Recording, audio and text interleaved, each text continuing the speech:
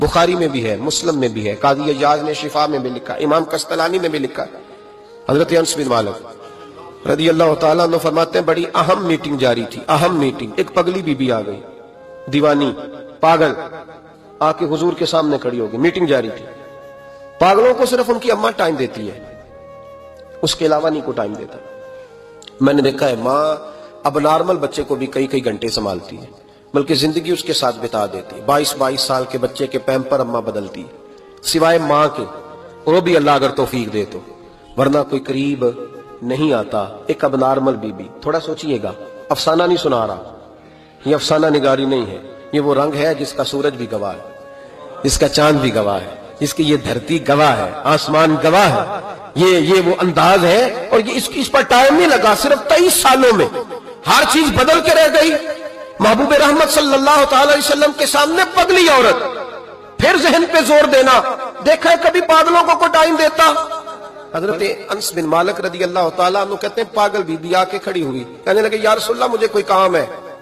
ढेरों लोग बैठे थे हुजूर की बारगाह में, महबूब ने तवज्जो फरमाई, फरमाया क्या काम है?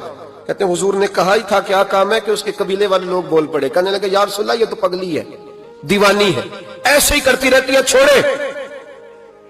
कोई ऐसे गैर जो है वो लफ्ज भी नहीं थे गैर महफूज, हुजूर ऐसे ही करती रहती है, दीवानी है। लेकिन जनाब अनस बिन मालिक कहते हैं हुजूर अलैहिस्सलाम को ये लफ्ज इतने बुरे लगे कि मैंने चेहरे पर सारे गजब देखे।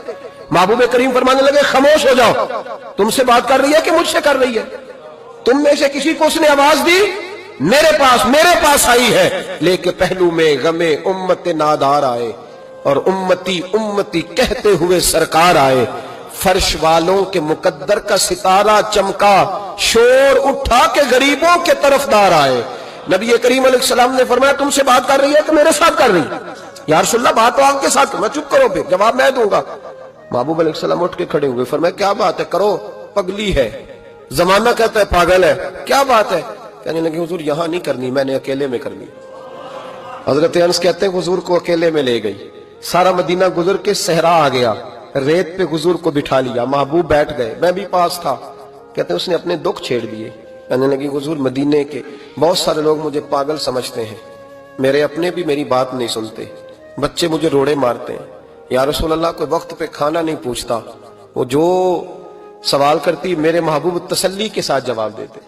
कहते हैं ये वाहद बीबी थी जो हुजूर को बातों में टोक भी लेती, पगली थी ना बेचारी, टोक भी लेती हुजूर को। कहते हैं हुजूर उसको कहते कोई बात नहीं, खाना जब भी खाना हुआ मेरे पास आ जाना, मैं घर वालों को समझा दूंगा, असल में नादान है, उन्हें बात की समझ। कहते देर तक हजरत अनस बिन मालिक कहते हैं मेरी भी सोच परवाज कर रही थी, मैं कभी कहीं जाता कभी कहीं जाता, ऐसा कोई महबूब कहीं होगा न कहीं है, बैठा है चटाई पे मगर अर्श नशी है। कहते हैं देर तक वो खातून बातें करती रही, और ऐसी ऐसी अजीब बात करती जो शायद कोई ना सुन पाए।